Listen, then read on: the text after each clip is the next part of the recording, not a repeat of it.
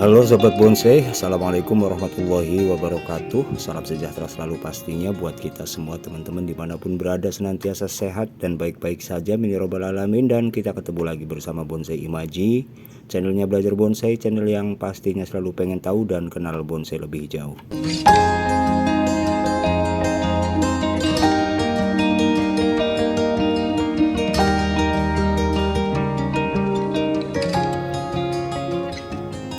Satu bahan stek dari sancang ya teman-teman, ukurannya cukup kecil, kurang lebih di lingkar batang 8 cm saja, dengan dua mata tunas yang sudah tumbuh seperti yang kita harapkan.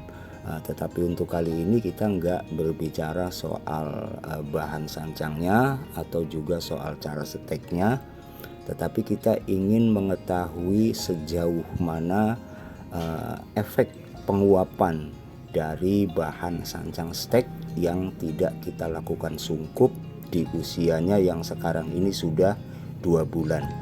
Makanya kita sedang mencoba melakukan pengeboran, mencari bagian yang masih memiliki kambium. Kalau dilihat dari luar sih sebenarnya di luar masih basah nih teman-teman nih, masih ada kambium kulit ya, artinya dari mata tunas itu merata bertemu mata tunas kembali itu masih ada kambium. Tapi kadang-kadang di bagian tengah itu mengering, ada efek penguapan. Biasanya rata-rata setengah sampai 1 cm. Itu pun kalau kita lakukan sungkup di saat kita melakukan stek. Sepertinya kita sudah mendapatkan bubuk yang masih mengandung kambium itu, dan nanti akan kita ukur ada di kedalaman berapa. Jadi paling enggak kalau kita akan melakukan stek dengan sering, maka kita bisa mengetahui seberapa dalam penguapan atau pengeringan batang ya untuk bahan yang kita tanam apabila tidak kita lakukan sungkup dengan ukuran-ukuran tertentu. Biasanya ukuran yang lebih besar itu beda lagi ya. Kalau yang kecil itu biasanya lebih dalam. Kalau yang besar itu biasanya akan lebih melebar ya, akan lebih meluas. Tapi kalau tidak kita lakukan pecah batang di saat melakukan stek biasanya aman. Artinya antara setengah sampai 1 cm, dan itu bisa kita anggap aman.